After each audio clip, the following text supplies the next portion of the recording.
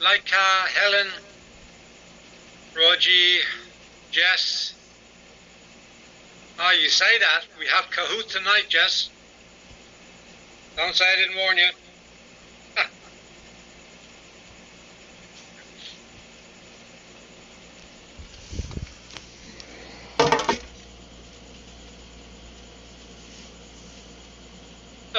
Hey, Chenzel.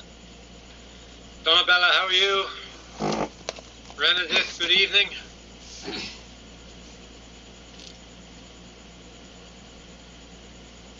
Mina.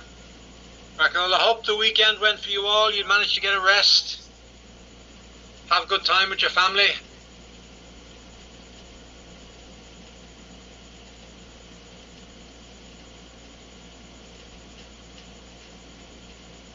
Hi, Sally. Sorry.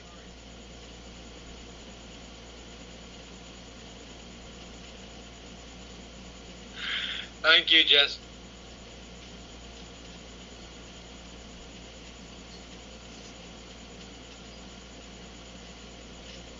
The weekend was good, Leah. Today was good. Had a good rest over the weekend.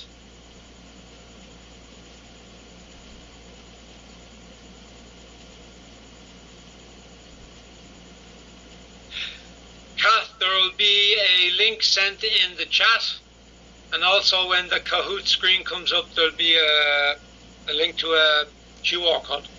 That's how you join the Kahoot.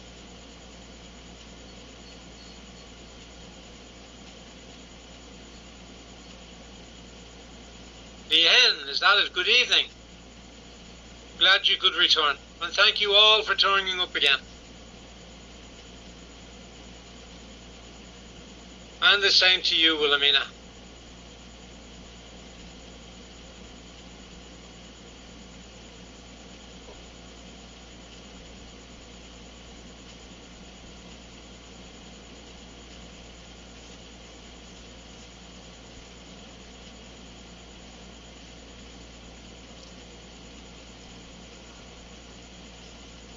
One minute to go, guys, before we start. Luz, there'll be a link sent in the chat. Just follow that link to help you join.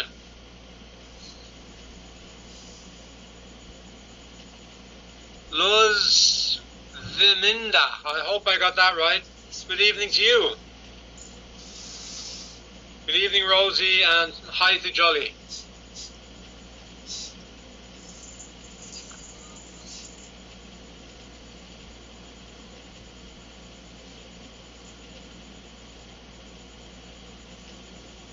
Well, everyone, good evening to you all, and I'm going to start on time because I don't want to run over by too much this evening. Thank you all for coming back. As I said, I hope you had a great weekend, a great rest, that you were able to do things that you enjoyed, and Monday wasn't too stressful for you. And for those who are, yes, Leah, for those who are here for the first time, welcome. We're glad that you're here, and I thank you so much for everyone else who's come back. So, before we start, let's relax for a moment. Yeah, because the weekend's been a bit traumatic, hasn't it? Because if you listen to the news or social media over the weekend, you're probably familiar with that Monday morning feeling. The world's fighting again. And once again, Mr. Trump is in the middle of everything. Starting fights with Venezuela, with Greenland, putting tariffs on people. Everything feels as if it's all just one big argument at the moment. And at this point, world news sometimes, it feels like country A is angry at country B, country C is replying nonsense on social media, markets are reacting emotionally, and everyone else is just watching things, saying, oh, please pass the popcorn or give me my first copy. Yeah. As I said, Greenland's in the news again. And everyone in Greenland wondering what's going on.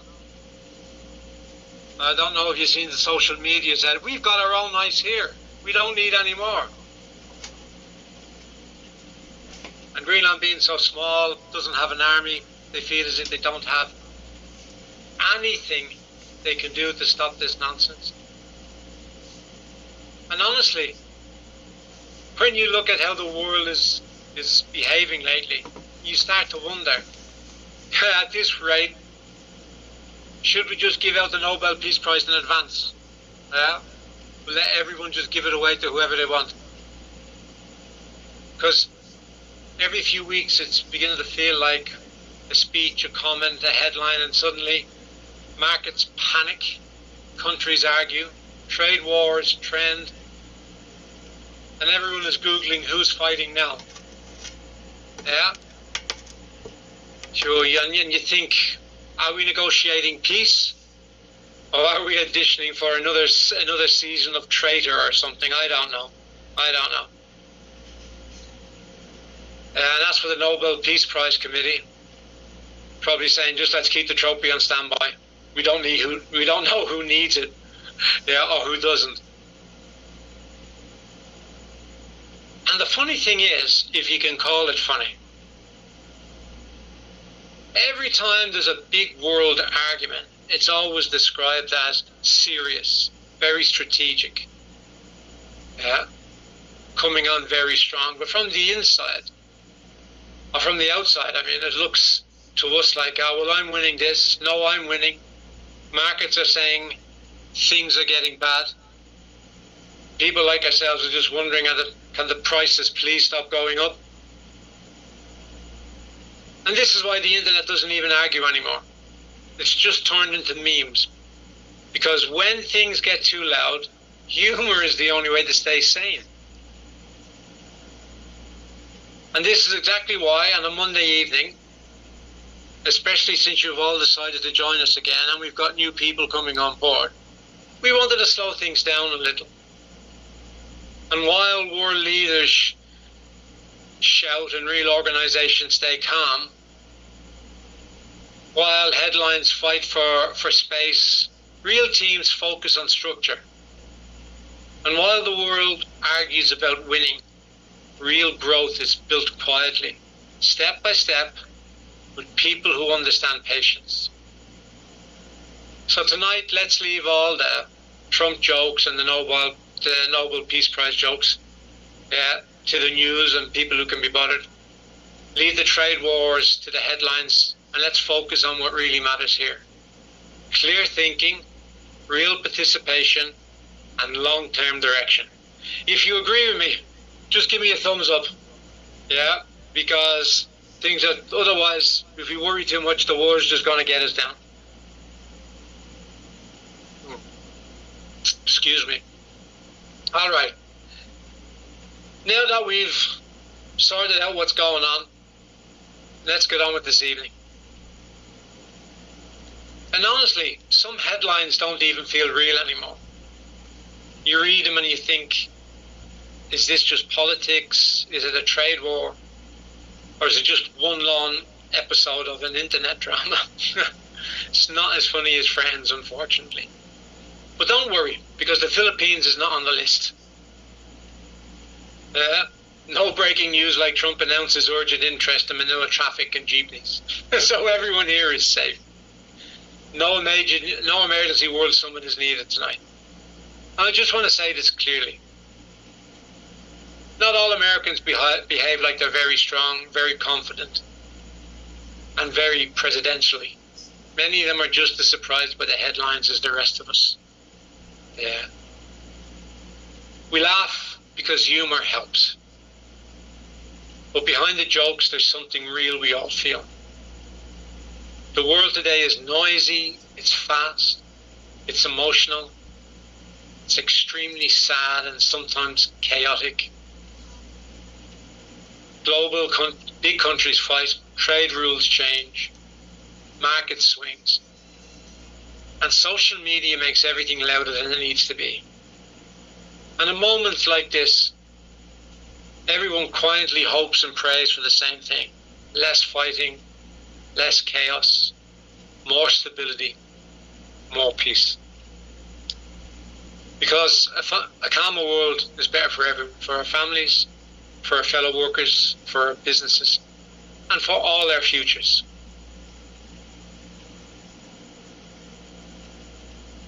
And we must realize that when the world feels unstable, the real companies of the world don't panic, they don't shout, they don't respond to every headline, they don't change direction every week. They slow down, they focus on structure and protect their people, and they think long term, because that's how real systems survive noisy times. So as we're sat here this evening, let's try and do the same thing. Let's relax, calm our minds, and put the world drama aside for a moment. Because, as we know, and as we've spoken about the last couple of weeks, real growth is not built in chaos. It's built quietly, patiently, and correctly. So with that in mind, let's begin. The reason we talked about all the noise outside is not to comment on politics, not to judge leaders. It's to remind ourselves of one simple truth. The world is noisy and chaotic, but real growth requires clarity. And while headlines change every day, while trade fights come and go, while big names argue about winning, real companies are doing something very different. They are building quietly, they are training their people patiently, they're improving their systems step by step and focusing on long-term participation. They certainly don't grow by reacting. They grow by design. Whether you're new tonight or you've been joining us over the past sessions, tonight is not about excitement. It's not about speed. It certainly is not about shortcuts. Tonight is about understanding. Understanding how corporate teams actually grow. Why structure matters more than slogans. And why participation quality matters more than quantity. And plus, why staying aligned matters more than moving fast. This is the difference between short-term noise and long-term value. And in a world that feels unstable at the moment, the Philippines stands not because of hype, but because of its people. People who show up, people who adapt, people who are willing to learn before rushing. That's why the Philippines is important. Not as a trend, but as a long-term participation region. But long-term growth only works when everyone understands how the system is built. So tonight, we're going to focus on real business techniques, real corporate examples, and real growth logic. No theories, no slogans, no promises. Just how things actually work. So let's shift our mindset from headlines to structure and move forward with clarity. Before we go deeper, I want to speak directly to those who are newly joined tonight. If there's any newcomers here, do you want to give me the thumbs up? If you hear me, let me know if there's any newcomers on and this is the first session you have joined. Oh, wow. Lowe's, Janine. Oh, well, who else have we got here? Gyro, Emily, Nev, Danica. Wow, thank you so much. Annalyn, Dennis. I welcome to you all. Welcome to you all. If you're new here, no worries at all. You're not late, you're not lagging behind, and you're not expected to understand everything immediately. This session, like the sessions before, are designed to be walked through step by step And if anything feels unclear, we will explain it again properly. That's how real organizations work. If you have questions after tonight, please share them with your team leader or your recruitment manager. Please don't keep your doubts to yourself. Proper understanding is always more important than moving fast. We would rather explain things clearly one more time than have misunderstandings later. I also want to highlight something very important. And as I say, we tell again because we care for our community. As GIC grows, there may be unknown individuals outside the organization who try to pretend to represent us. Please remember this clearly. Always verify information with official customer service representatives or confirm directly with your team leader or your superior. Don't rely on private messages from unverified sources. If you ever feel unsure, stop and check first. Real companies don't rush people, they protect people. And if you need assistance at any point, assistance regarding account issues, platform questions, participation clarification, please contact our official customer service for support. They are here to help, and they're the only official channel for assistance. Excuse me, I'm getting very thirsty now. Please excuse me while I drink.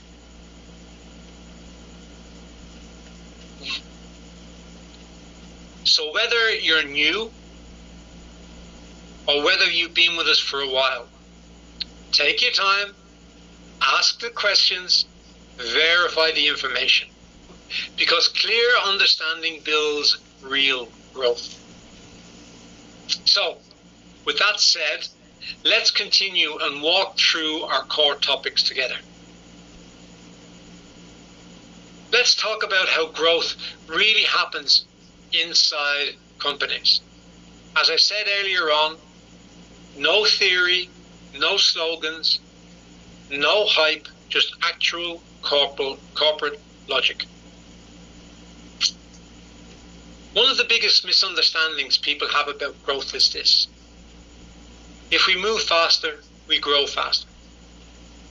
And in reality, most companies fail because they move too fast without structure. Real organizations, they grow by defining clear roles, by setting clear participation rules, and by repeating processes consistently and improving quality step by step. Because speed without structure creates confusion. Structure creates stability, and stability allows growth. So again, we will keep on saying the same things again and again because we care. And we don't want anyone to fail. We want everyone to succeed.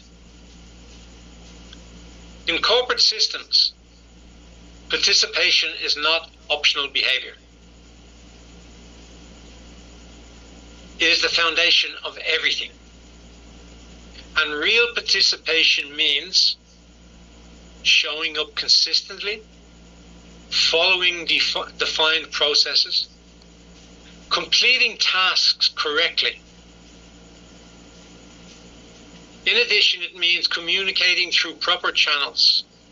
It is not about doing more, it's about doing things correctly and consistently. And that's why participation quality matters more than numbers.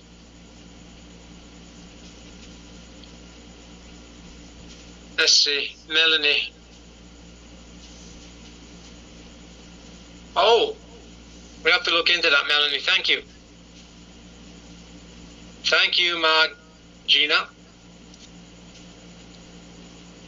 In real companies, the most valuable people are not always the loudest.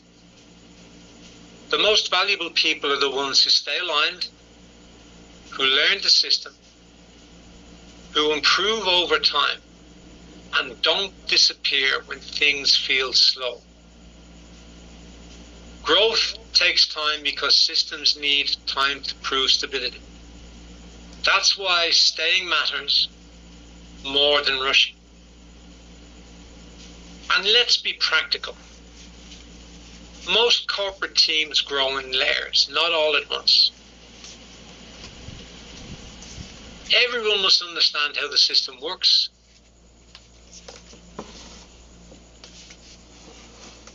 How to participate in stable participation. And how we show consistent and correct behavior. We also need to understand process reinforcement, rules, workflows, and that standards are remembered and repeated. Only when stability is proven do teams grow, and this is through gradual expansion. This is how companies protect quality while scaling. Yes, Peter, the ones behind the scenes fuel the engine. Thank you very much. Now, a shout out to the Philippines here. And what I feel to be true, and what I know to be true over the last 3 weeks, is that the Philippines has strong community culture. Because you all communicate, you all support each other. It looks like you all value relationships. Saying that for growth to be sustainable, community must be combined with structure. This balance is what creates long-term value. So let's be understanding about this tonight. What I'm saying is not about getting rich quickly, jumping systems, or chasing short-term rewards. It is all about understanding the process, participating correctly, and growing with the system. Because if you understand this, everything else becomes clearer. So, with that foundation in mind, I'm now going to move into real examples and techniques used by global companies to build stable teams.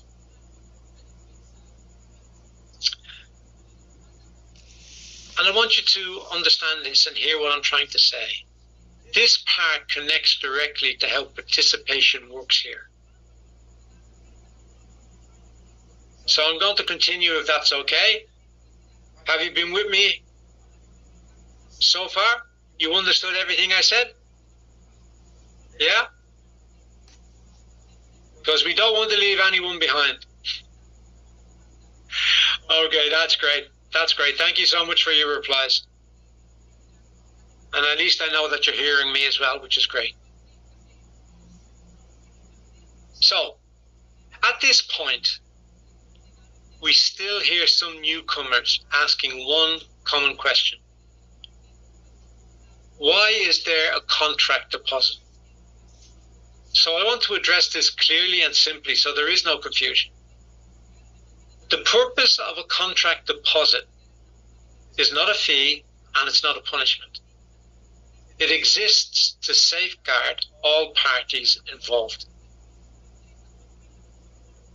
In a structured corporate environment, a deposit serves three core purposes. It's a commitment assurance.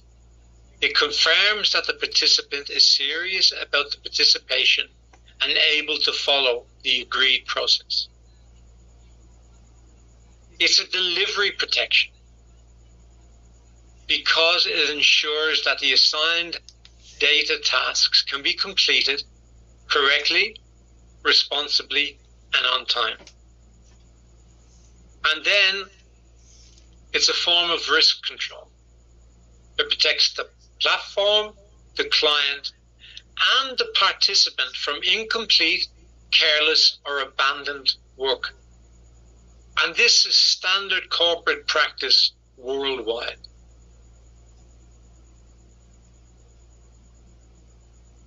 And if I can offer you an example that makes this a little bit easy to understand. When you check into a hotel, you are often asked for a security deposit, no? Not because the hotel thinks you will damage the room, but the hotel needs to protect the room, the staff, and the process. If everything is fine, the deposit is returned. And another example, when you rent equipment or book a venue or enter a service contract, a deposit exists to make sure both sides take responsibility, rules are expected, and the agreement is fulfilled. This is normal business behavior. And everyone over a certain age has gone through this sometime in their life. Now, if you're very young, you possibly haven't. But if you're old enough to buy a data plan for a telco, you have to sign a contract. Now, if you don't read the contract, then you don't know what's in store for you if you do something wrong. Yeah? But believe me, they have loads in those contracts to make sure that the contract is fulfilled and both you and the platform and your participation on the platform is fulfilled. So in our case, the deposit helps ensure that data tasks are delivered properly, participation is genuine, and system quality is maintained, and data integrity matters. Incorrect or abandoned data does not just affect one person. It affects the whole system. That is why the safeguards exist. Now, I'm explaining this openly and clearly because I want everyone to understand and not guess. If something is unclear, ask your leader, ask customer service, and verify the information through official channels. We would rather continue to explain than allow misunderstandings to spread. So, to summarize, the deposit is not about money. It's about responsibility, protection, and trust. When participation is correct and obligations are fulfilled, systems work smoothly for everyone. And I really hope you all understand this. I see a couple of understands here already. Thank you very much, guys. Thank you very much. But don't worry, because I'm not afraid to keep on explaining all of this. Thank you, Donabella. Thank you, Elaine.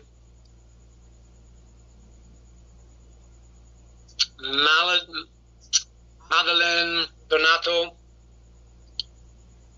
If I read your name out wrong, guys, is because I have to keep on moving forward to see the screen.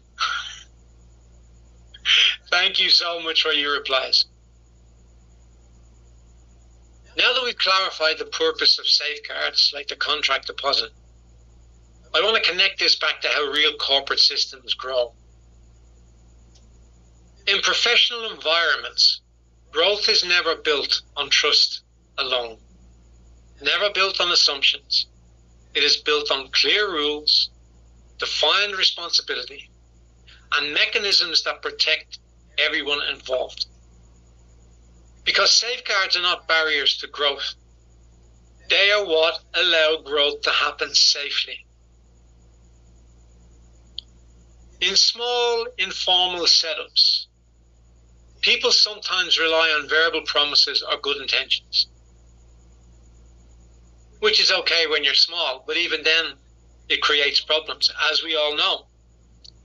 But as systems and platforms scale, that approach no longer works. Real companies must assume that people join at different levels of understanding and not everyone will complete the tasks correctly. Mistakes, delays, and drop-offs will happen. Safeguards exist to manage these realities, not to accuse anyone of bad behavior. This is how organizations remain stable as they grow. It's important to understand this balance because in structured systems, participation gives you access and opportunity, but it also comes with responsibility and accountability. These two always move together. It's very difficult, almost impossible, to have long-term opportunity without also accepting the basic responsibilities that go along with participation. And it's this balance that separates casual participation from professional participation. Some people ask many questions quickly, hoping to move fast. But in corporate environments, clarity always comes before speed. And that is why we repeat explanations and we walk through processes again and again and encourage verification through leaders and customer service agents. Because misunderstanding at the beginning become problems later.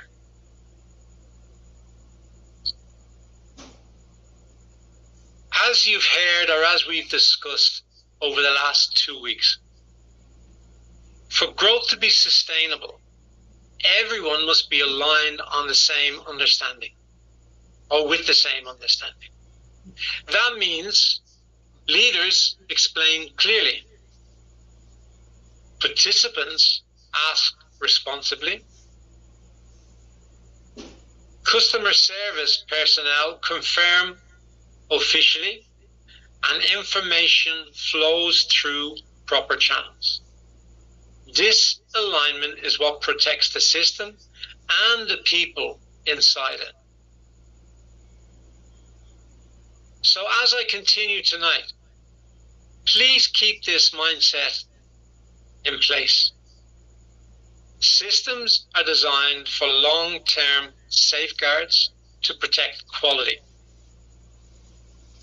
Questions are welcome and verification is encouraged. This is how professional teams operate. So, with this foundation in mind, we'll now move forward and look at how correct participation translates into long-term value and why companies prioritize consistency over short-term results. So, we just need to stay focused, stay aligned, and let's continue. Everyone okay so far?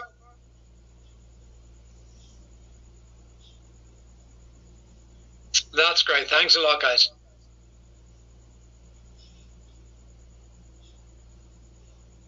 So,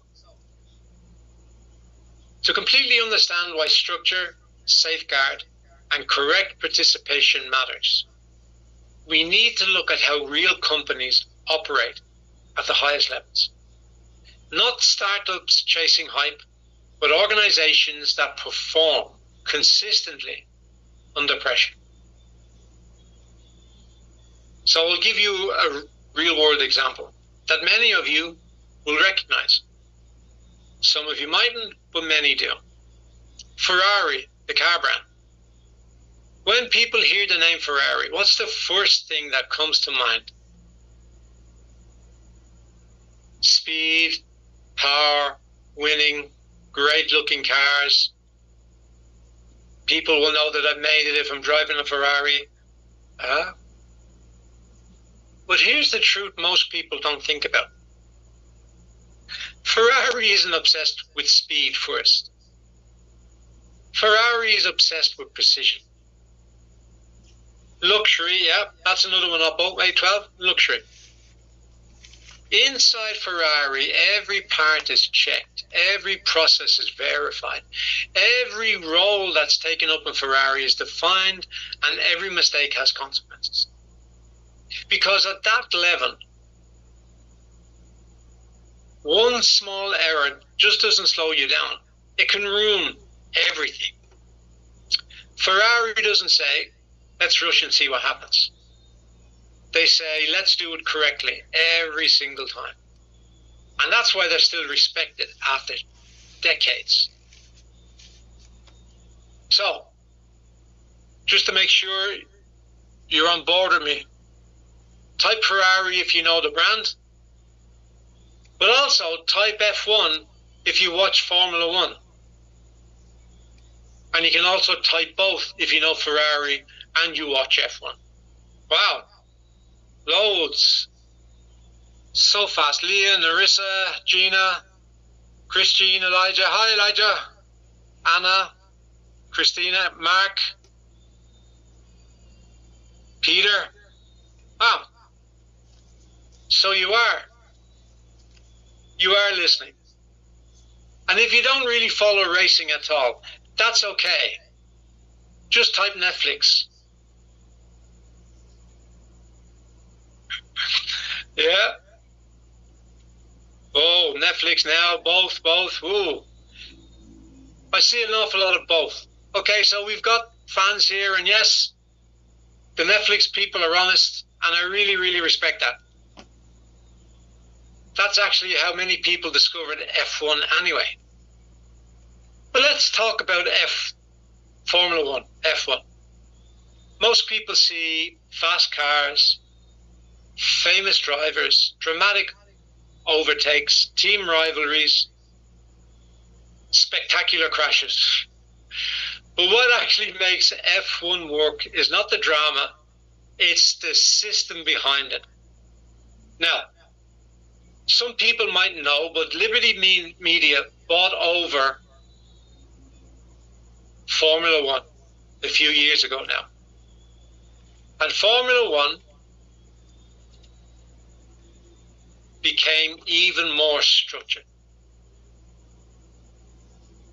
Liberty Media, when they took it over, they installed a system behind it. And as a result, F1 became even more structured. Strict regulations, standardized rules, data accuracy tests, financial and operational controls, and penalties when rules were broken. And every team must follow the same framework. There's no shortcuts, there's no excuses. And that's why F1 can operate globally without losing control or credibility. Now here's the amusing part. Fans, they love the speed, they love the drama, they love the races and the wins. But nobody cheers for data audits, inspections, compliance check, or penalties. And yet these boring parts are exactly why F1 exists. Because without that form of structure, races wouldn't be fair. Races wouldn't be trusted. Races wouldn't be safe. And the system would collapse. And this is the connection I want everyone to understand. When we talk about participation rules, verification, safeguards, deposits, and customer service confirmation, we are not being difficult. We are doing exactly what real companies do. Structure is not there to slow people down. Structure is there to protect quality and trust, just like in Ferrari and just like in Formula One. So please remember this. Real systems don't survive because they are fast. They survive because they are disciplined. And discipline is what allows growth to last. With that understanding, I'm going to move forward and talk about why companies reward consistency and why staying aligned over time creates real opportunities. So, let's come a little bit closer to home at the moment. We've talked about global brands, Ferrari, Formula One.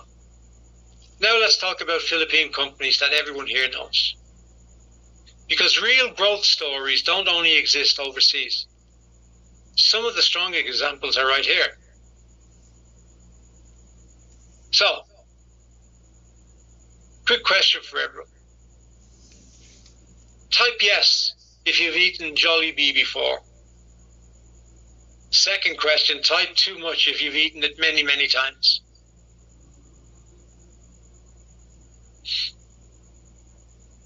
Loads of yeses and too muches, yes, yes, yes. It is very nice, Gan. Yeah, Jollibee is very nice. Okay, I see a lot of too much. That's honest, and I respect it. But here's the part that people forget. Jollibee didn't become big because it was fast. It became big because it was consistent. In the early days, they had limited menus, strict quality control, careful store expansion, and strong local understanding. They didn't open everywhere at once. They didn't rush overseas blindly. They tested, they adjusted, they stayed consistent and patient. That's why today Jollibee can operate globally and still be trusted. So congratulations to one of the better food brands, F&B brands on the global stage, happens to be Filipino. Everyone now sees the logo and thinks, wow, great success. That happened fast. But no, in reality, there was decades of repetition, discipline, failed attempts, and adjustments. Slow growth that survived and still going strong. So I'll give you another example of the Filipino brand.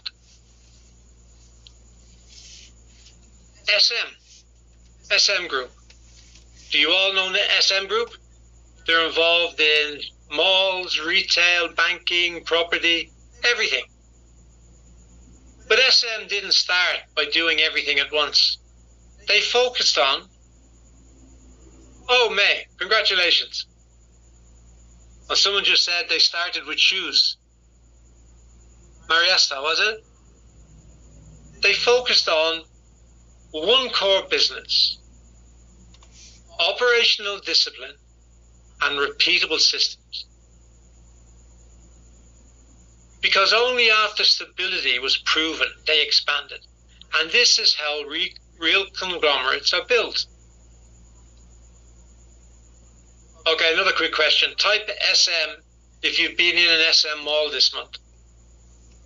And type last week if it was very recent. Wow.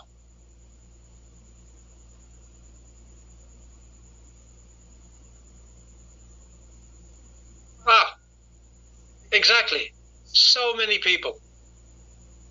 Very recently. But you don't necessarily notice the structure because structure works quietly. How the operations run, you possibly don't know unless you're like May and you work there. So what do Jollibee and SM have in common? They didn't grow by hype, shortcuts, or rushing. They grew by repeating systems, protecting quality, and staying consistent. That's why they lasted. Yes, Sally. Consistency and discipline. And this is why we keep emphasizing correct participation, verification, safeguards, and patience. Because this is how real companies operate, including the strongest one in the Philippines. Fast growth feels exciting, but stable growth is what survives. So, with these local examples in mind, I'm going to move into the next part now. Why consistency creates opportunity over time, and why companies always reward those who stay aligned. Up to now, we've talked about how companies are built. Now let's talk about why expansion actually matters. Because growth is just not a company word. It directly affects your income and your opportunities. When a system expands correctly, 3 things happen immediately. More data volume, more projects, more tasks, more demand, and higher data quality. With this structure in place, data becomes more accurate and more valuable. More opportunity for participants when quality work goes up, value goes up, and rewards follow. This is how real systems scale without breaking. In today's world, data is not just information. Data is decision-making power. Companies pay for accurate data, consistent data, and verified data. Bad data is very expensive. Good data creates long-term contracts. So when data quality improves, business value increases, and that benefits everyone involved. When expansion is done correctly, the platform attracts stronger projects, the duration of projects become longer, income becomes more stable, and opportunities become repeatable. This is how people grow step by step, not through one-time excitement. I'm going to ask you one more question. Type more if you want more stable opportunities. Type quality if you understand why quality matters. And type both if you want both. Yes, both. Exactly. Everyone wants both, and that's the right answer. Expansion is not about adding people fast. It's about building value that lasts. When value grows, companies stay, projects continue, and income becomes sustainable. That's how growth actually works. Now, I hope you understand why expansion matters, because I'm going to move into how participation translates into long-term income paths and what smart participants focus on over time. And I want to do this by talking about something everyone cares about. Income. But not just one-time income, repeatable, growing income. And the key mindset shift here is real income does not come from doing one thing once. It comes from being inside a system that keeps growing. In real corporate environments, income growth usually follows a specific path. People participate correctly, they understand the process and follow it and deliver according to the process, and reliability is proven. Systems recognize consistency, not noise. Access increases, more tasks, better tasks, and longer projects. Value increases, higher data quality leads to higher business value. And then income becomes more stable, not up and down, not luck-based, predictable. That's how professionals grow, quietly and steadily. And here's something many people underestimate. Companies don't like risk, they like predictability. If a system can deliver stable output, clean data, consistent participation, then companies are willing to commit longer, invest more, and expand projects.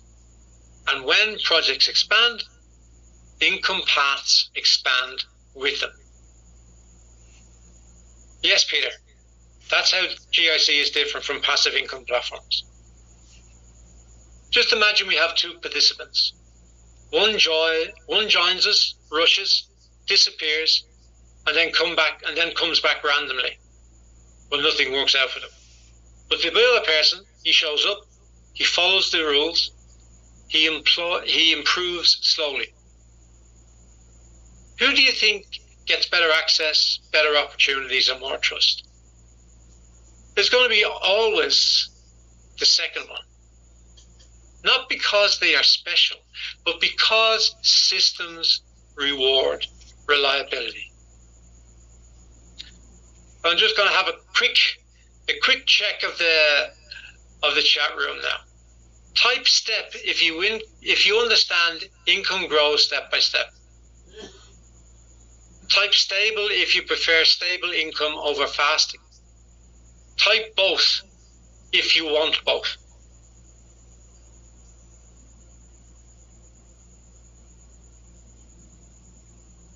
Yes, exactly. And as you see from the chat group, I put both last because everyone wants the first and the second one. So you want both of them. And it only happens if you follow the process and you participate correctly. And both are possible when the system grows correctly. Smart participants don't ask, how fast can I get something? They ask, how do I stay inside the system long enough? How do I improve my quality, my invitees' quality? How do I grow with expansion? That mindset changes everything. So as we move forward, remember this. You're not here to chase one result. You're here to be part of a growing structure. When the structure grows, as we said previously, data value grows. Projects grow. And income paths grow with it. No, techno, I'm not. Maybe one day. And that's the real opportunity. The opportunity is when the system and the structure grows correctly. Okay. With that clear, we'll move into what staying aligned long term actually looks like and how people position themselves to benefit as expansion continues. So stay with me. I'm going for a strong finish here.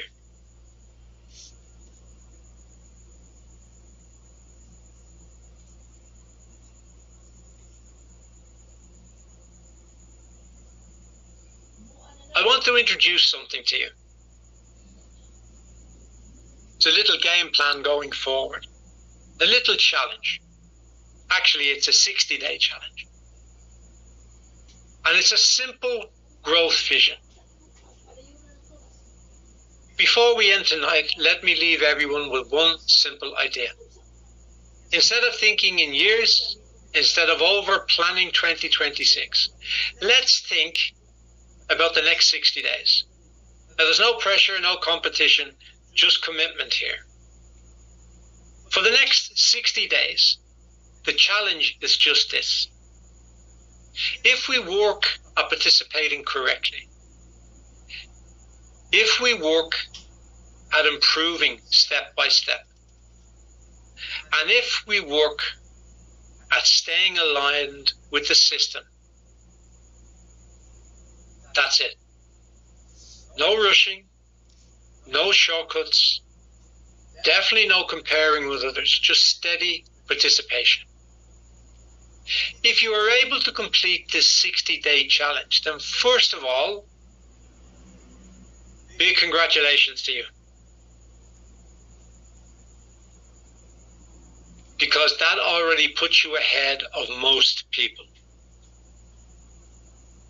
So in the next 60 days, work at understanding how the system works. Learn and understand how the system works. In 60 days, your confidence will improve. In 60 days, your participation becomes natural. In 60 days, opportunities become clearer. Not because someone promised it, but because you stayed consistent. Now, I just want to go over that. If you take this 60-day challenge, you will understand how the system works. Your confidence will improve. Your participation will become natural.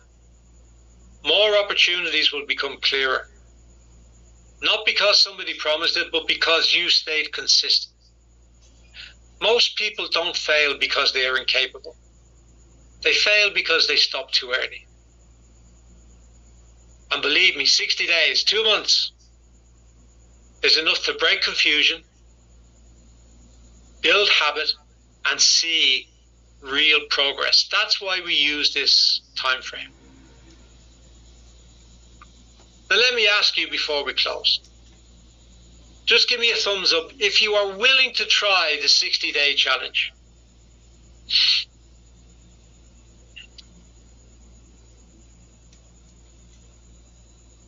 Wow. Wow.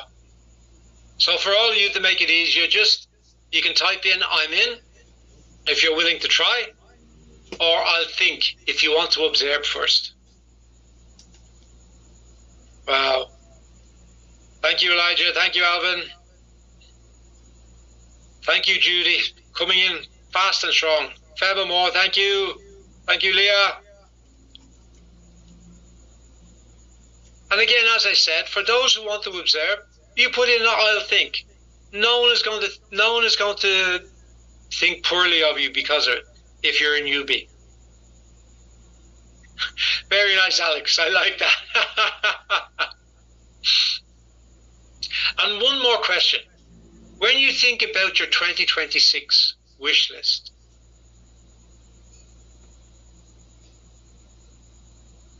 I hope and I would like to think that growing with GIC and being part of GIC Philippines is somewhere on that list as well.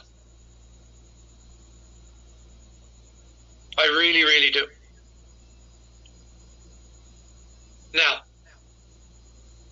as we're coming near closing time, and I don't want to overrun, we're going to move the Kahoot session to tomorrow, yeah? Because I want to make sure that everyone finishes on time and they can have a relaxing evening, what remains of it, after this session.